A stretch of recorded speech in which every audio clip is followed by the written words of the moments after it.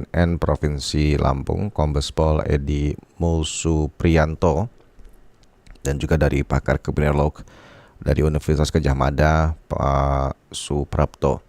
Anda juga bisa berinteraksi ya bersama Pro 3 RRI di line telepon di 021 384 4545, 352 3172, 386 2375 atau di 386 6712, dan WhatsApp kami di 081 399 399 888.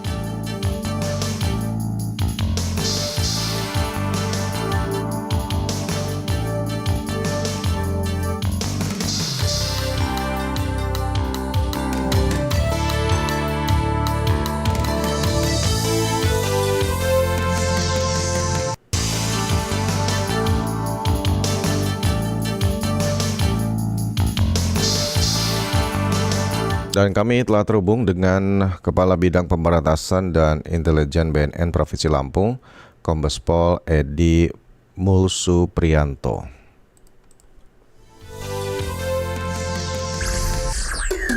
Dialog interaktif. Dialog interaktif. Halo Pak Edi, selamat malam. Selamat malam Mas Fajar. Kabar baik? Alhamdulillah, terima kasih. Alhamdulillah. Kita ngobrolin tentang modus peredaran narkoba di era digital ini. Kabarnya ada menggunakan mapping, istilahnya itu. Mungkin di awal perbincangan kita Pak Edi bisa menjelaskan apa itu tuh modus mapping ini. Baik, terima kasih Mas Fajar sebelumnya. Jadi para pendengar RRI Pro 3, sebelumnya memperkenalkan diri, tadi sudah disampaikan dari Kepala Bidang Pemberantasan BNN Provinsi Lampung. Terkait dengan modus mapping sebenarnya bukan modus yang baru ya. Ini adalah salah satu, ya sebenarnya sudah agak lama. Udah agak lama ya? Oke. Ya, sebagian baru mendengar. Jadi itu adalah model transaksi antara pembeli dengan penjual narkotika jenis apapun, baik itu sabu, ekstasi, kemudian ganja, dengan cara tidak bertemunya pembeli dan penjual dalam satu tempat. Oh, bisa ya? Oke. Ya, dengan sistem terputus. Jadi kalau biasanya kita membeli suatu barang itu kan pasti bertemu. Iya, kayak COD lah gitu ya. Ya, sepakat harga, barangnya cocok, kemudian baru kita berikan uangnya. Oke. Tetapi dengan model mapping ini adalah modusnya mereka tidak bertemu karena sistem terputus. Jadi penjual itu tidak ingin bertemu dengan pembeli. Jadi pembeli apabila suatu saat tertangkap penegak hukum, dia juga tidak akan bisa menyebutkan siapa penjualnya. Jadi caranya gimana? Kalau kok jual beli tapi nggak ketemu, itu caranya gimana? Nah, itu uniknya transaksi narkotika yang seperti itu. Karena pembeli itu butuh sehingga dia karena barangnya harus didapatkan, meskipun tidak ketemu, dia transaksi atau transfer duluan, barangnya belakangan, mereka nggak mempermasalahkan. Jadi dengan cara setelah mereka bertransaksi per telepon atau menggunakan perpesanan messenger atau sosial media ya, WhatsApp, sosial media, kan banyak sekarang karena dengan adanya perkembangan teknologi itu kan banyak sekarang media perpesanan itu. Iya. Nah, setelah terjadi transaksi deal berapa yang mau dibeli, misalnya satu paket kecil, paket sedang, ya.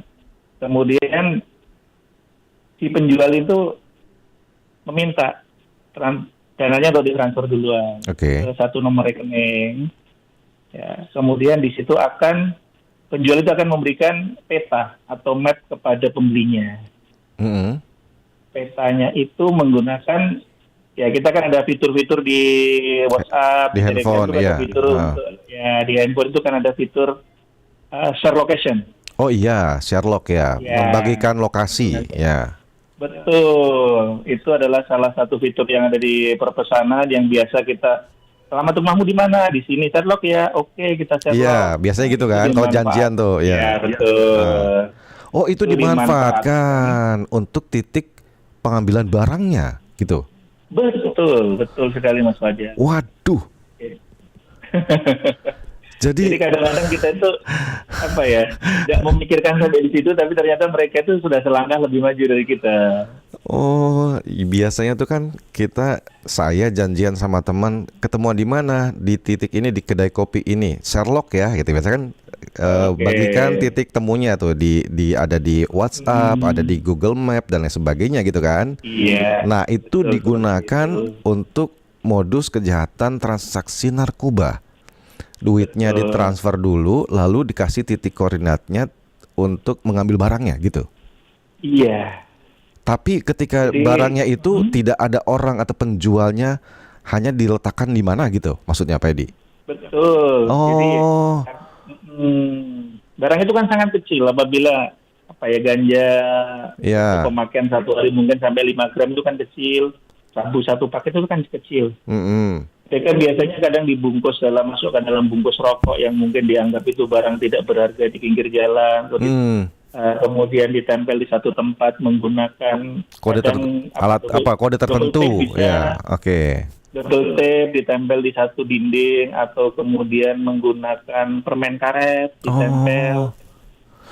Wah, Ya, ini sejak kapan sih sebenarnya? Tadi kan Pak Edi bilang ini sebenarnya bukan hal yang baru nih, sudah lama. Itu ya. kapan tuh Pak Edi mulai ini? Sebenarnya sudah cukup lama, tapi mungkin untuk daerah-daerah tertentu karena mungkin penjual dengan pembelinya itu baru mengenal metode ini, jadi kadang-kadang masih dianggap baru. Tapi untuk wilayah Jawa itu kan sudah lama. Oh, sudah lama. Metode tempel, mereka mengatakan metode tempel, kemudian metode map itu sama lah. Oh, oke. Wah, ini meresahkan banget ini. Tapi saya coba terima pendengar, boleh ya Pak Edi ya? Boleh, silakan. Ya. Kita ngobrolin soal transaksi narkoba di era digital. Kalau menurut Pak Edi, dari Kepala Bidang Pemberantasan dan Intelijen BNN Provinsi Lampung, Kombes Pol Edi Mulsupriyanto, ini modus yang lama, terutama untuk di daerah yang mungkin koneksi internetnya bagus ya, seperti di Pulau Jawa dan lain sebagainya. Tapi jujur saja, saya baru banget tahu malam ini dikasih tahu sama Pak Edi.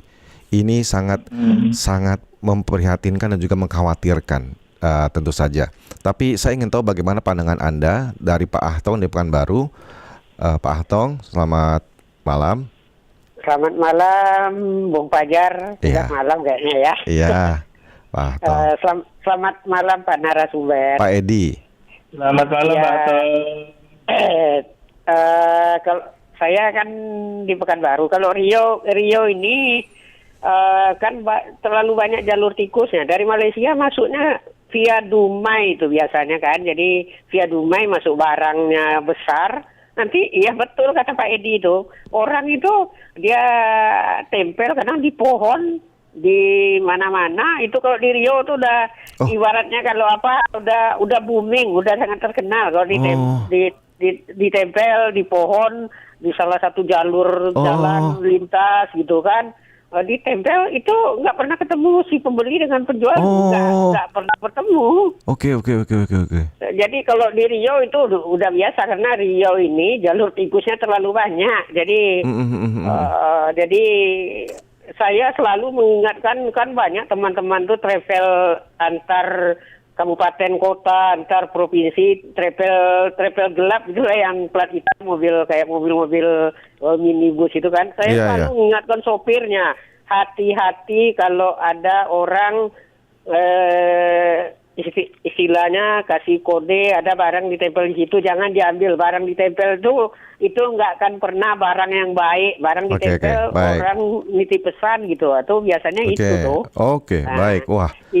Iyo, itu saja. Oke, baik. Terima kasih Pak Ahtong. Waalaikumsalam. Ya, selamat malam Pak Ahtong. Wah, ternyata di Pekanbaru, di Riau udah lama juga tuh ditempel. Wah, saya kaget, ini saya baru tahu banget ini Pak Edi. Jadi kok bisa ini sempat akhirnya gimana ya sebagai penegak hukum dari BNN, dari intelijen Pak Edi, untuk mengusut kasus ini yang sekarang lebih lihai lagi, penjual sama pembelinya tidak ketemu muka. Itu gimana cara untuk membongkar praktek ini Pak Edi? Sebenarnya kalau dalam hal penindakan atau mendapatkan sumber informasi itu kan banyak, Mas. bisa menggunakan IT, bisa juga menggunakan informan, bisa juga kita mendapatkan laporan dari masyarakat, ya kan? Kita juga kadang dengan berinteraksi dengan masyarakat kan kita mendapatkan informasi. Di sini sering ada transaksi. Sama seperti tadi Pak Ahtong gitu ya. Iya, sama seperti Pak Ahtong tadi gitu ya. Betul. Jadi Pak Ahtong misalkan tahu ada beberapa titik-titik yang sering menjadi tempat untuk nempelin barang gitu ya, untuk diambil. Nah itu bisa dilaporkan juga gitu ya Pak Edi ya. Betul. Jadi kan memang karena luasnya wilayah negara kita, kemudian juga tidak sebandingnya jumlah penegak hukum dalam hal ini BNN maupun Polri, sehingga peran serta masyarakat itu diperlukan. Ada hal-hal yang di sekitar merasa, oh ini tidak pas, oh ini mencurigakan, silahkan disampaikan. Pak Edi, metode tempel itu biasanya di tempat-tempat yang jarang dilalui masyarakat. Oh, oke. Jadi hanya orang-orang yang sepi, jalan sepi gitu ya, beberapa di antaranya yang lewat itu. Jadi nggak terlalu mencurigakan dan nggak diketahui oleh banyak orang gitu ya. Kalau itu merupakan titik temunya gitu ya Pak Edi ya. Atau biasanya itu malah titiknya berpindah-pindah Pak Edi. Biasanya mereka, mohon maaf ini untuk daerah-daerah tertentu mungkin berbeda juga. Mereka ada semacam pembagian wilayah lah. Oh. Penjual si ini daerah sini sampai dengan di sini, penjual ini daerah sini sampai dengan di sini, biasanya seperti itu. Oke. Pak Edi, ini kemudian silakan dilanjutkan Pak Edi. Kemudian untuk titik map itu kan mereka bergerak Mas, tidak satu titik pas berarti kita Sherlock itu langsung satu titik koordinat kan tidak. Apabila kita buru-buru men-share itu kan, ya mohon maaf kalau kita nggak akurat gitu ya. WA itu kan radius 20 meter. Iya. Semakin lama mengecil ke mungkin 15 ke 10. Nah, jadi mereka pasti mencarinya itu dalam satu radius yang agak lama. Utarannya agak besar lah. Bisa sampai 20 meter. Mereka kadang mencari. Jadi pada saat mencari itu kan kesempatan masyarakat melihat ini mencurigakan nih. Kita nyari alamat rumah aja kadang meleset rumah tetangga kan. Benar. Iya, jangan yang tukang kurir paket aja kadang-kadang salah alamat juga ya, susah juga ya.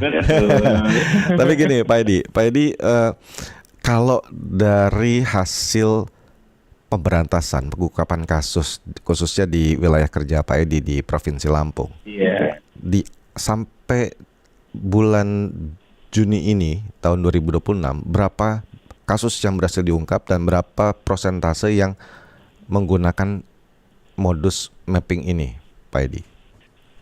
Jadi memang kalau untuk di 2026 itu kita nggak bisa jadikan acuan Mas, ya mohon maaf karena 2026 itu kan kita banyak efisiensi.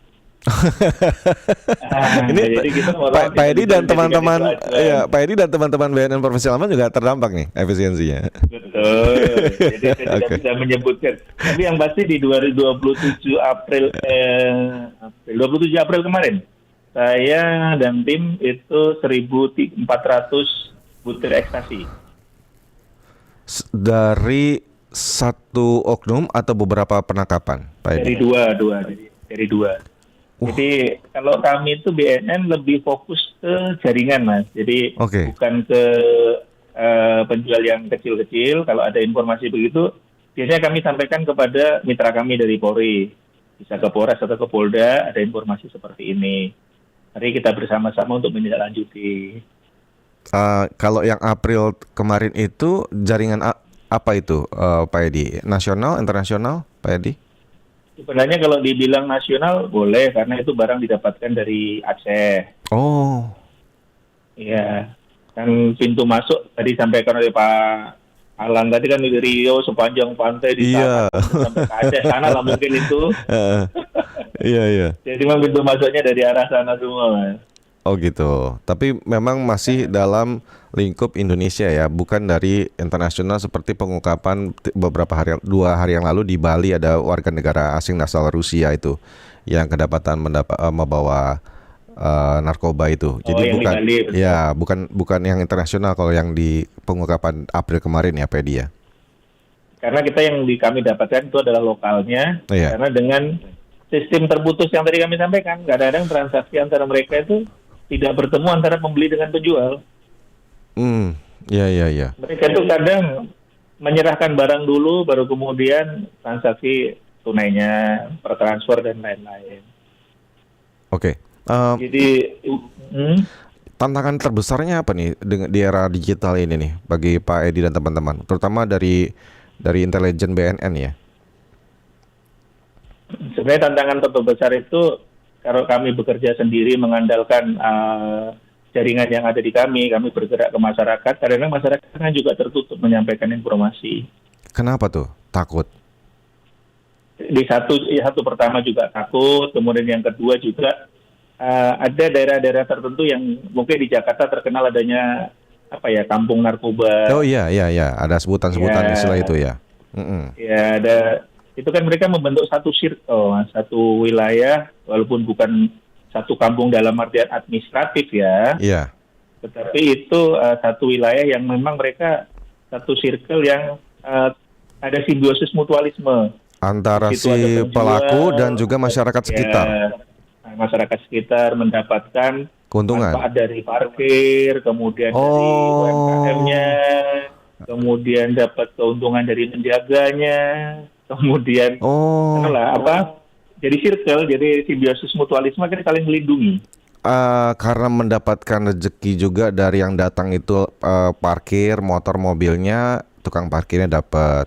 Yang jualan kopi, makan, itu mereka juga berputar ekonominya. Jadi dengan adanya dalam tanda kutip ini tempat yang menjadi sarangnya narkoba, itu ada keuntungan yang dapat dari masyarakat sekitar sehingga masyarakat sekitar enggan untuk melaporkan gitu, Pak Edi.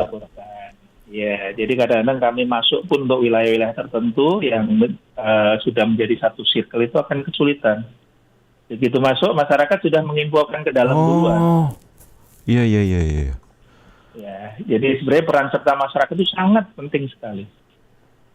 Dukungan dari masyarakat sangat diperlukan dalam hal mendapatkan informasi terkait dengan penyalahgunaan narkotika. Oh ya, Pak Edi, mungkin tahu kabar terakhir yang kalau dari yang rame di sosial media itu satu unit mobil patroli polisi yang ditabrak salah seorang pengendara yang diduga pelaku jaringan narkoba di Waikanan di Lampung, Pak Edi. Iya.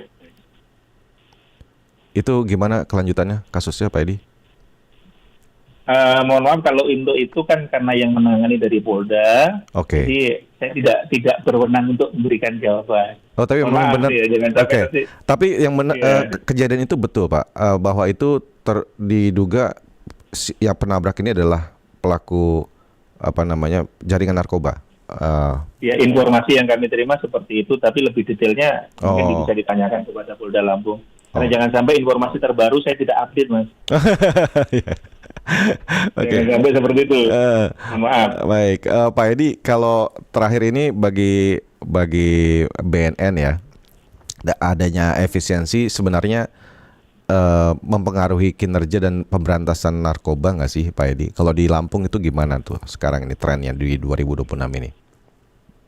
Sebenarnya kalau kami efisiensi apakah berpengaruh atau tidak, dibilang berpengaruh ya berpengaruh, dibilang tidak ya tidak, karena pada prinsipnya apabila Anda tidak pidana kan tetap kami tindak lanjuti lah.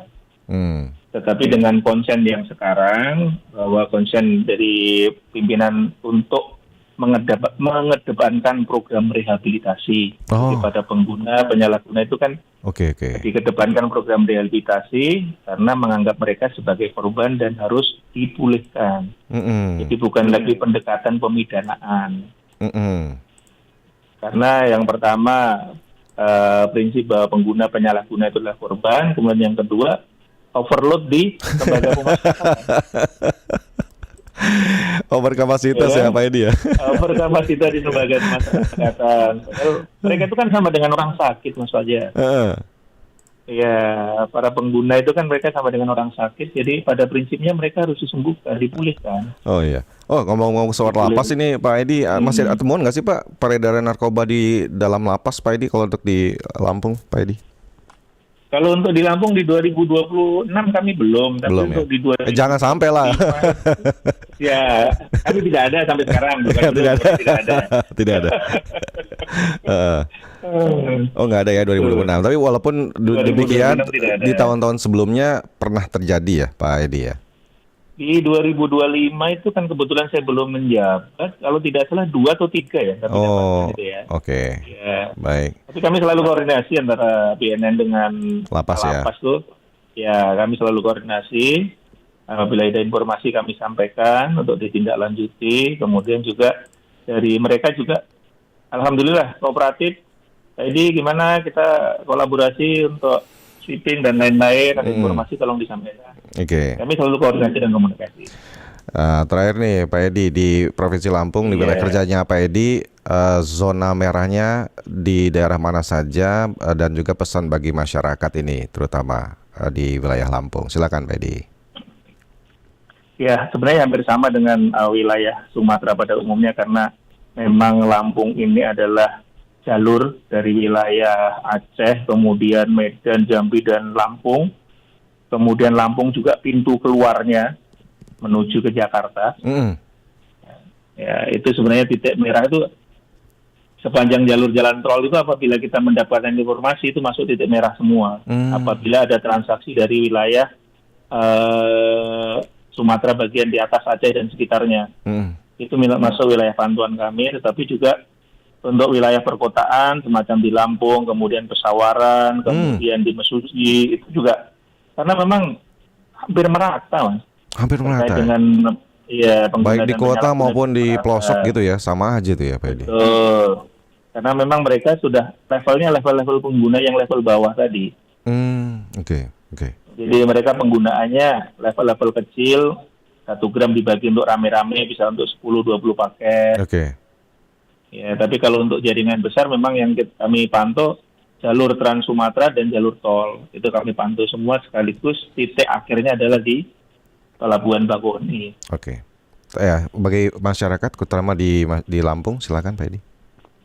Baik, kemudian untuk masyarakat Lampung pada khususnya dan juga mungkin seluruh warga negara Indonesia, kita sama-sama menyadari bahwa narkotika itu adalah musuh kita bersama.